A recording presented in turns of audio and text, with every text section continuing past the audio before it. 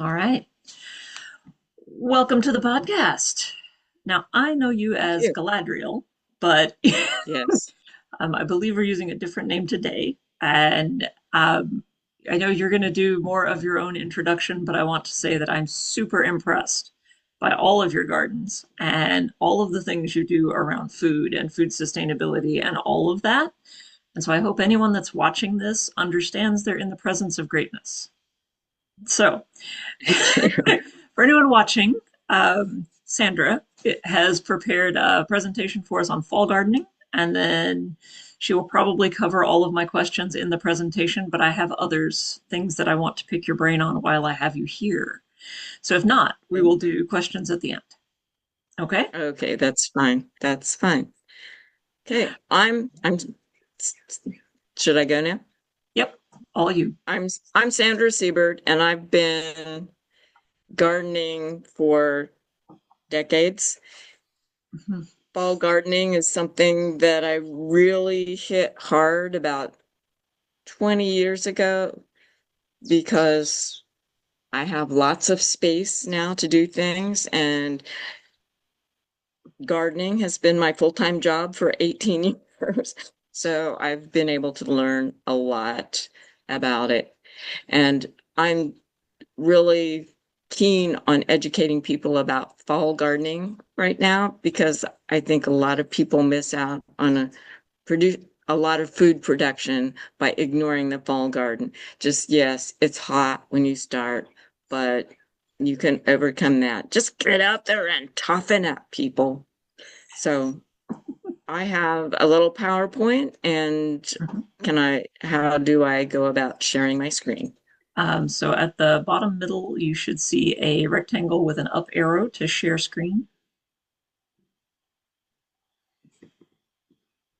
We need to bottom middle. Share. Yes, there we go. Okay, this one is what I want to share. Okay. Yes, I know I'm screen sharing.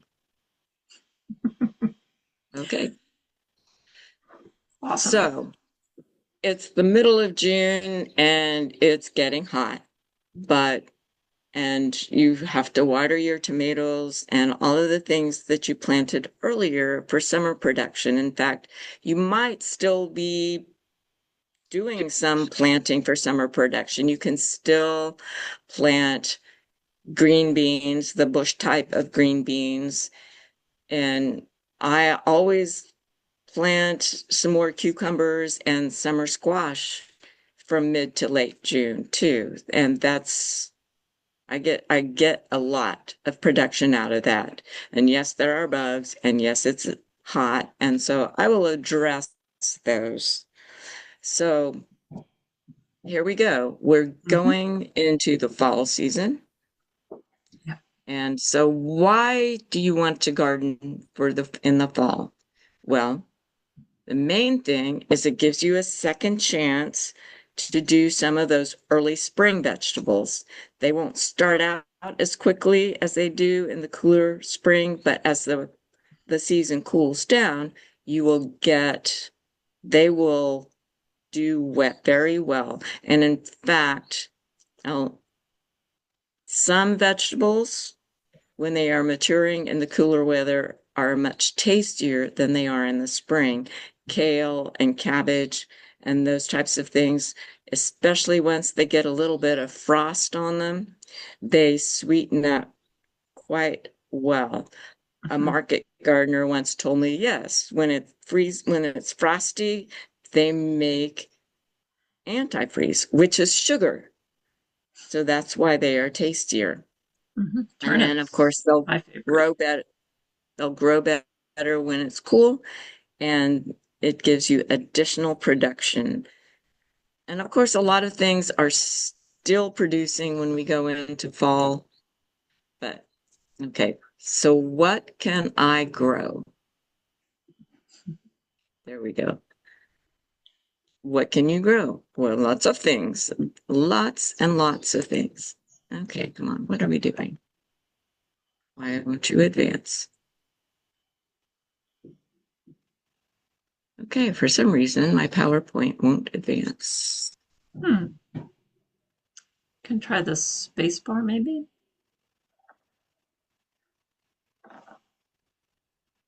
I've got a little, I don't have a cursor. I've got a little pencil. I must have hit something Can try that, escape. okay.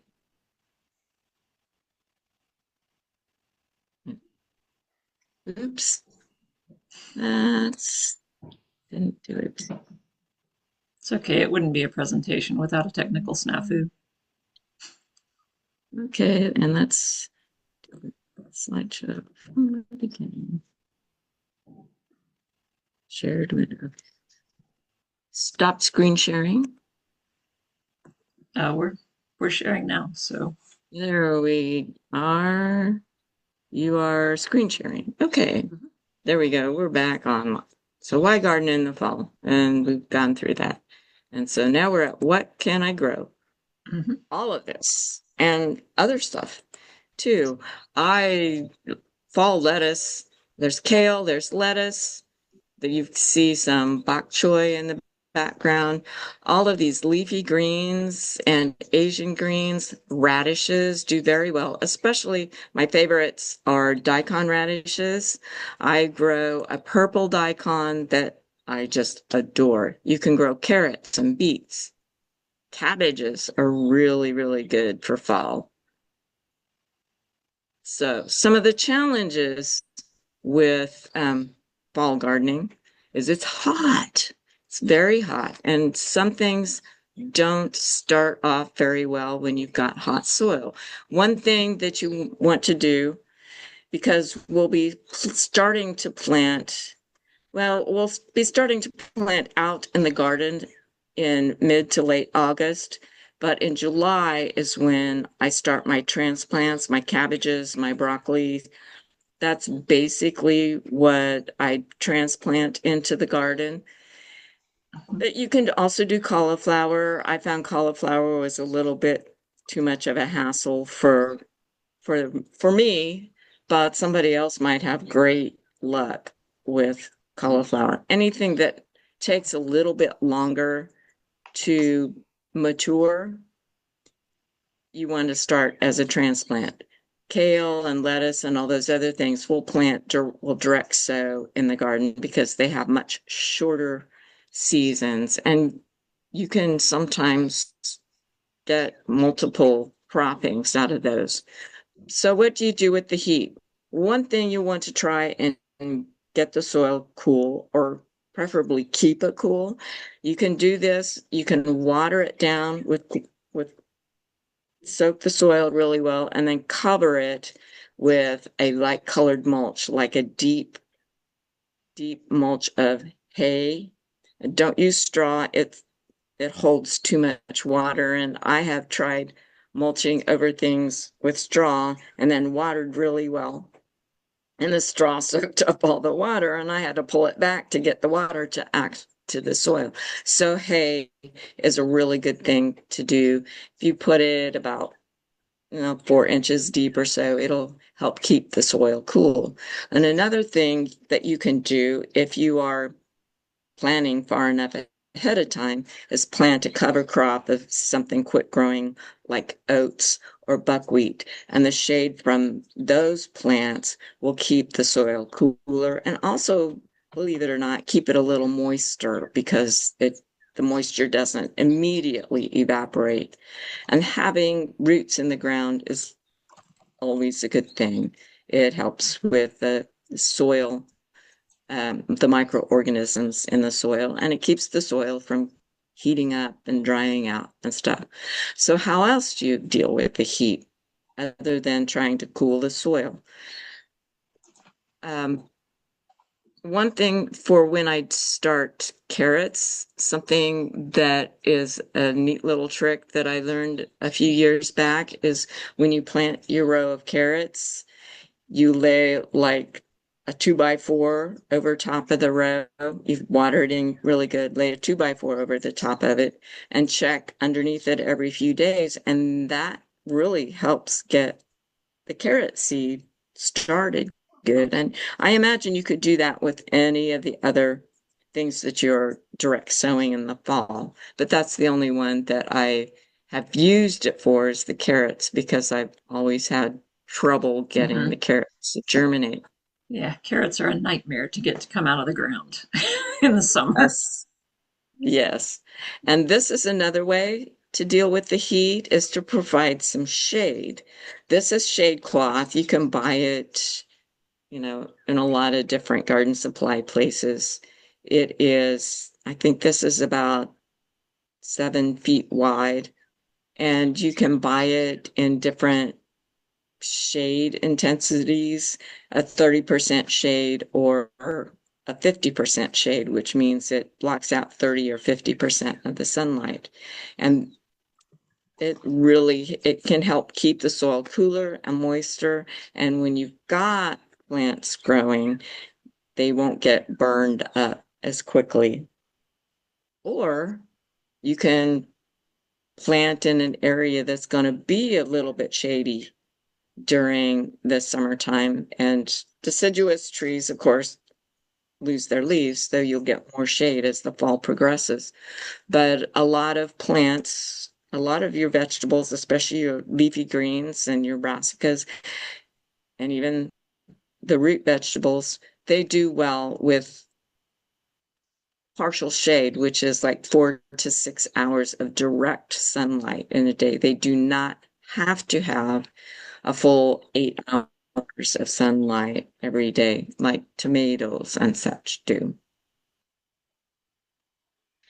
And then watering is a critical thing because it's going to be drier when you start planting, and hopefully we'll start getting more rain as the season progresses into fall.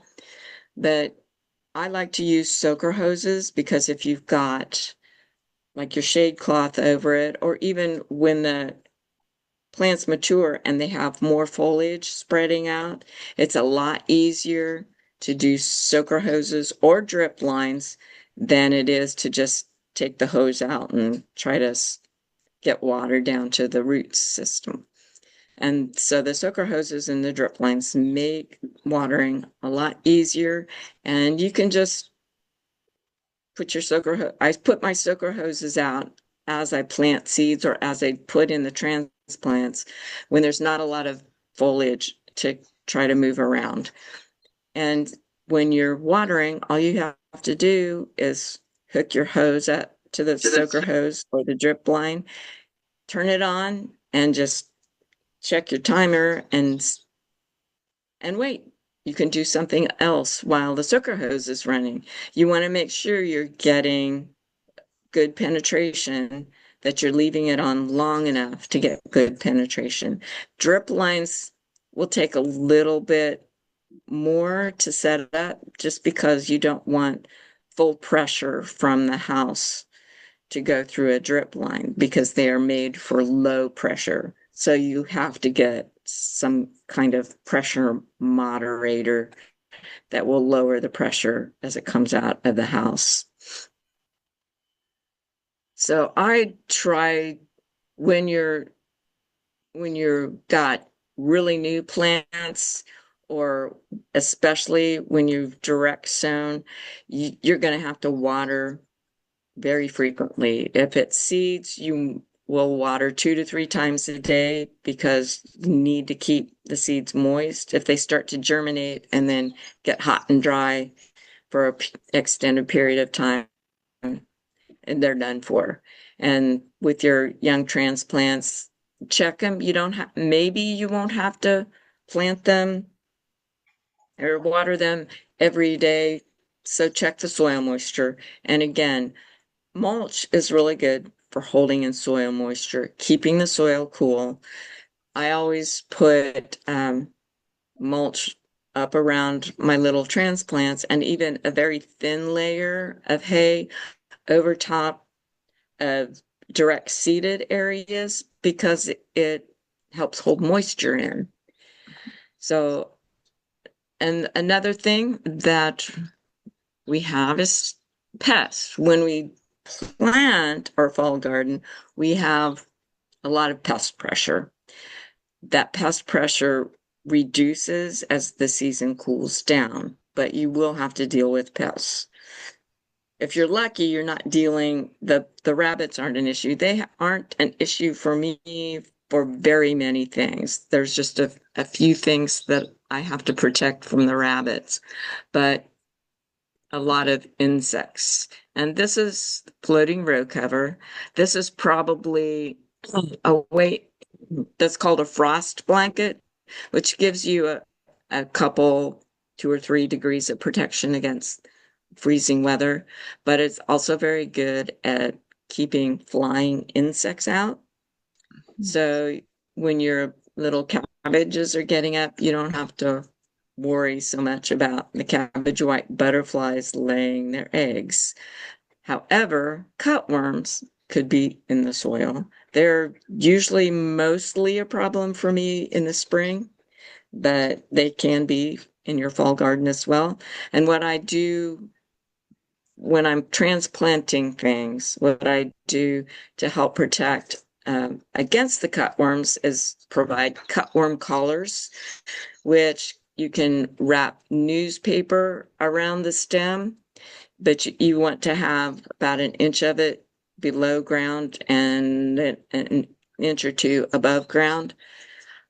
You can use newspaper, or what I do is I save my toilet paper rolls and use those. Just pull the little plant up, bury part of the toilet paper roll around the plant, and it's easy. It's easier than doing the newspaper, but sometimes I run out of toilet paper rolls.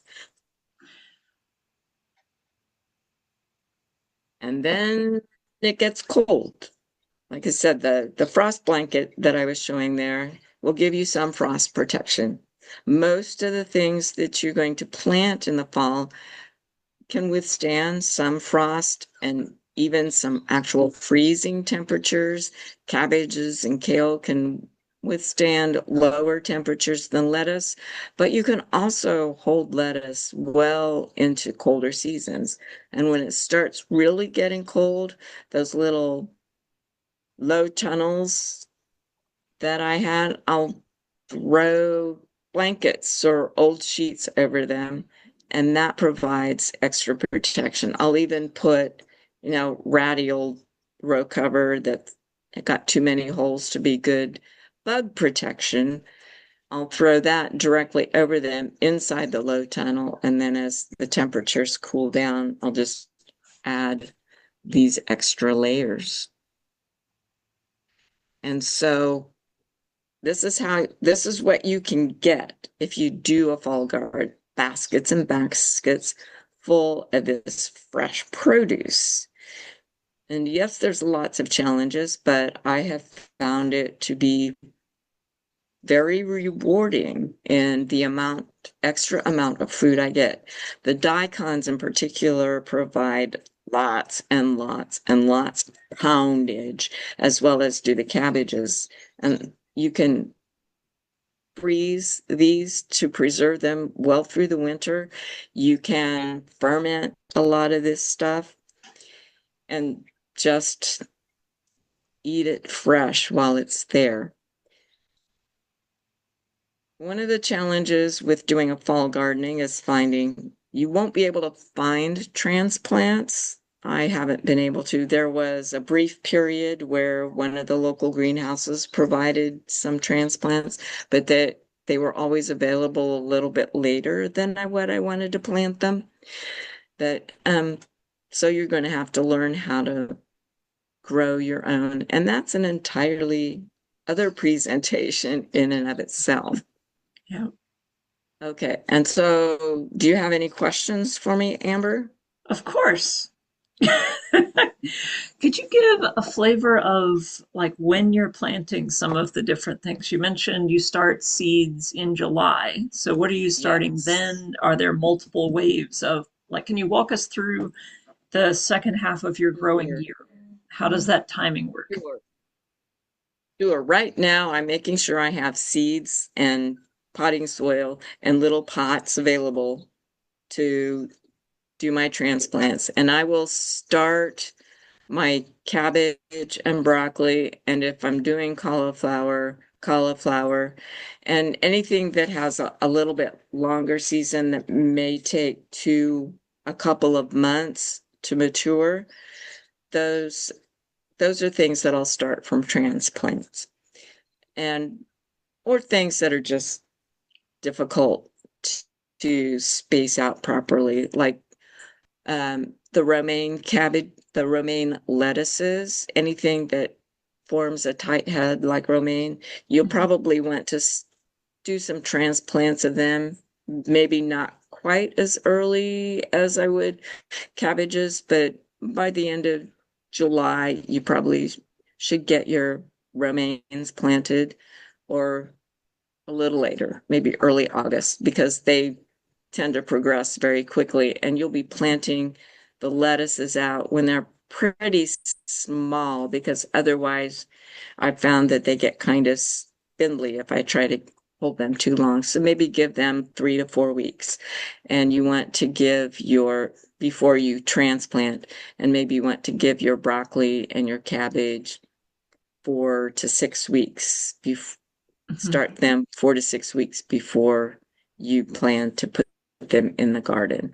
I have seen the K-State tells you that you can direct sow your cabbages and broccolis in mid-July, but they tell you to plant them in a protected area, a shadier area, which will be cooler, and then you'll transplant them from that area into where you're going to let them grow through the fall.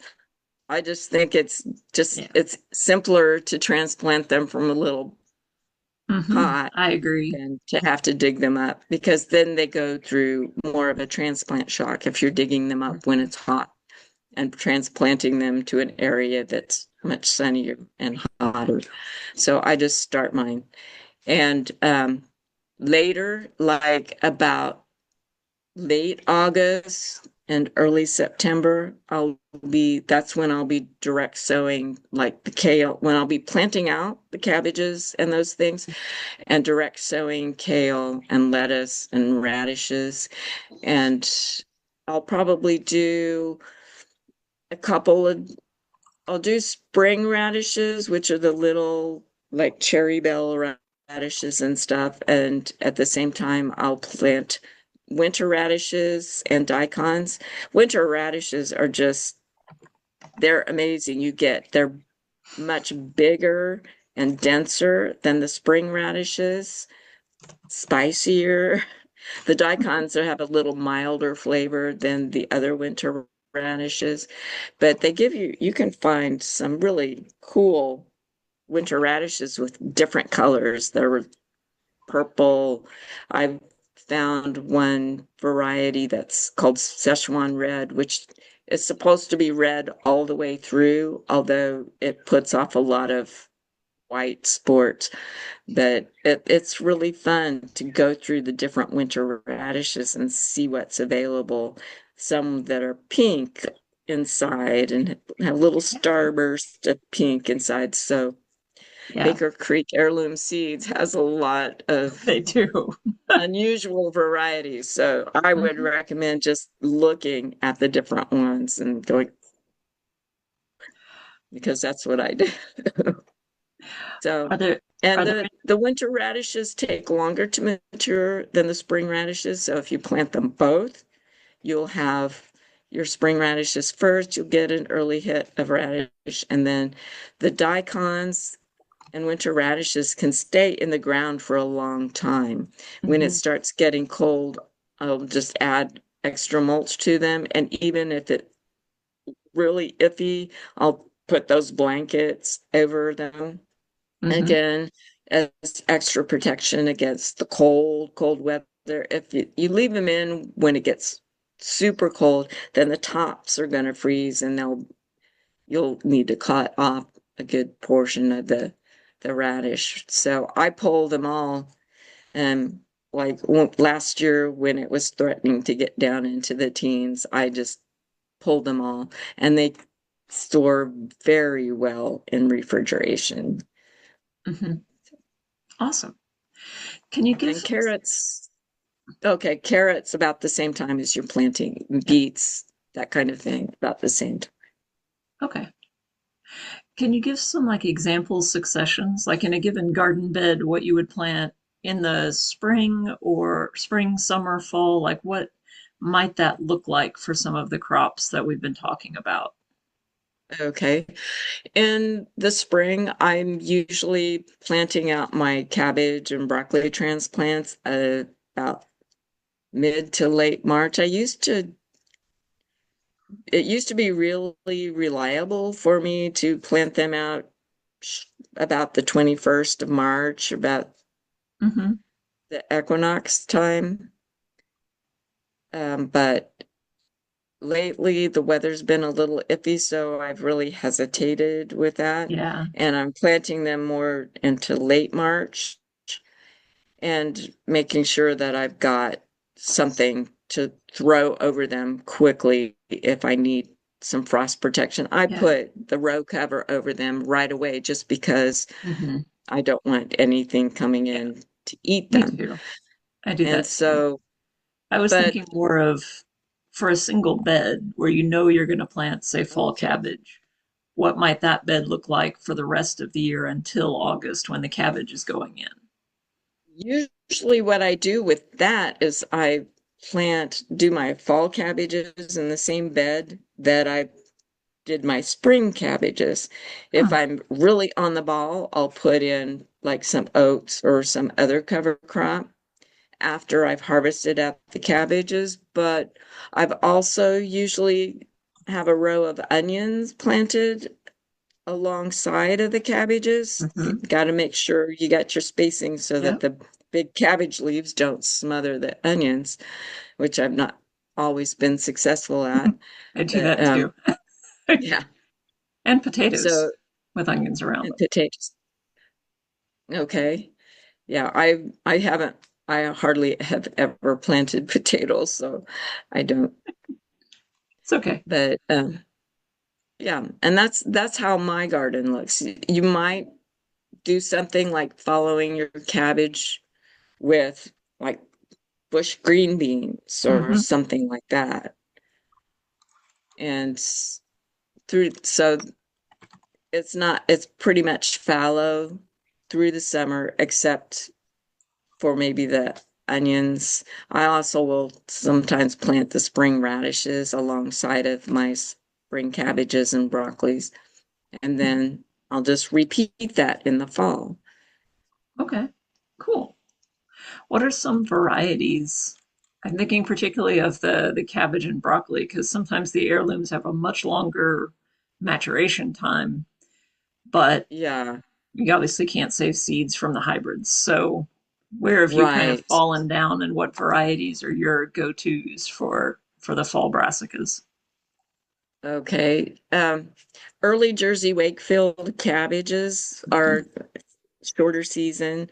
The broccoli, I just go with a Waltham broccoli. It's a hybrid, but I think, but that's also what I use for my microgreens. So I buy it in 5 pound bags for the microgreens. So I've always got plenty of that. Some of the other right now I'm do golden acre cabbages, which are probably a hybrid. I just have found that a lot of times if I have a little bit shorter season cabbage, that they do better. It's more reliable to Mm-hmm. head out to produce Yeah. good heads. And if you want good heads, you're going to have to do regular watering, Mm-hmm. which I used to be the kind of gardener I didn't water unless it was going to be dry for a couple of weeks or more. But then one year it was a drought year, and so I had to water everything Yeah. on a regular basis. And that was the first year I had really good melon production. And I said, okay, I get the point. So don't wait until a drought year to figure out you have to water regularly. The Mm-hmm. cabbages, especially when they're heading out, you want to make sure they have sufficient Mm-hmm. water and Yeah, you I've can reduce your with the mulch and stuff. Hmm. Cover. I've had good luck also top dressing them with compost around then, just an inch of compost on Yes. the top of the ground right as they're kind of hitting that growth spurt to really Yeah. kick Yeah, them. yeah, and that's a good way. They're very these leafy greens are very hungry for Hmm. nitrogen. Yeah. Um, that It, being said, I usually just apply compost before I yeah. plant it. That's all I do. Most of the time, that's all I have time for, too. Yeah, That's yeah. just how it is, right? This is real life Exactly. happens.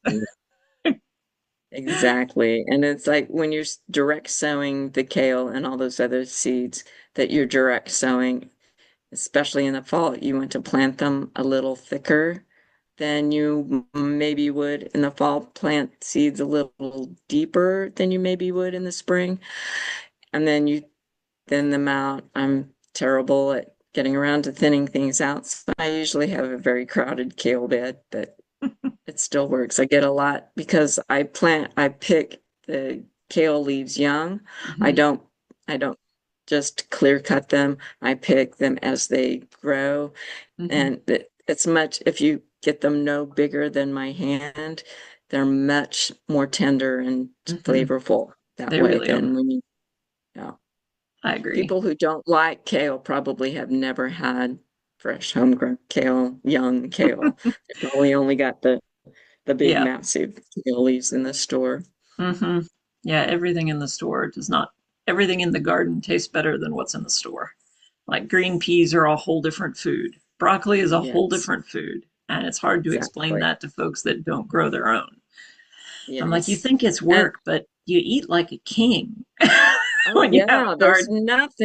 there's nothing to me that feels more luxurious than going out to the garden and saying, "Okay, what am I having for lunch today?" Exactly. So, Exactly. and you can and you can grow things yourself that maybe you couldn't afford to Hmm. buy very much Yep. of. I mean, that's one reason I grow bell peppers and eggplants because you Mhm.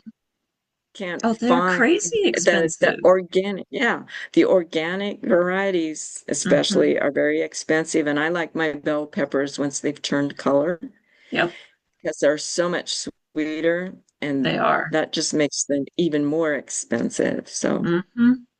Oh yeah, and especially now, like the yeah, prices are just crazy.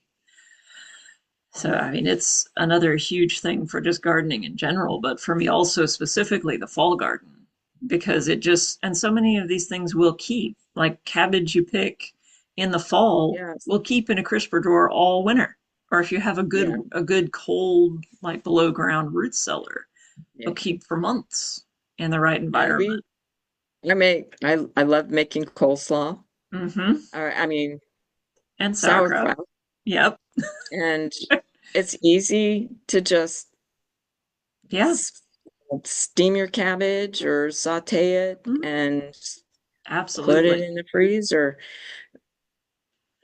So Yeah.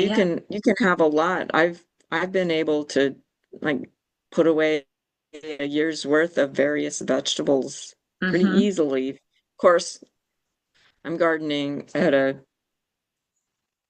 in a way that most people couldn't handle because it's huge. It's a pretty large scale for a home garden, but you can get a lot of kale in a Hmm. small space. You can. You can get a lot of things in a really small Mhm. space. I also garden on what most people would call a large scale. It my current Yeah. garden doesn't feel that big to me compared to previous gardens, but it's getting there. Mhm. But Yeah. certainly a lot more than what most people think of as a garden. Um, And for people who don't have like in-ground space, they're in an apartment or they're mhm. renting and can't dig up a lot of the yard. A, a lot of this stuff will grow very well in containers. Oh yeah. All you have to have is the proper size of container. Hmm. Yeah, that's a whole nother conversation we should have. Yes, yes. Which I And just had yesterday. I know, and I may see if I can type that video and also put it on the channel for folks because you do a Yeah. great job presenting things and you have a ton of Thank you. experience. And so Thank you. it would be really cool to get to share more of your wisdom with everyone. I Well, also thank want you. to, at some point, talk about the microgreen setup and see how you do that Yes. because it has Yes. been on my list of things to Yeah. figure out and get started. And it's a good thing to get instruction from people because I had a lot of learning curve with it. Yeah. And Well, we should so, set yeah, that up. We should have that yes, conversation. yes. So we will do that. Maybe in a month or so when Yeah. it's not quite so crazy here. Yeah, So absolutely. Well, thank you so much. I really you're appreciate your very time. welcome. Um, Okay. and I hope everyone enjoys this and give us feedback. And as always, like the channel, subscribe, let us know what you think in the comments. Thanks.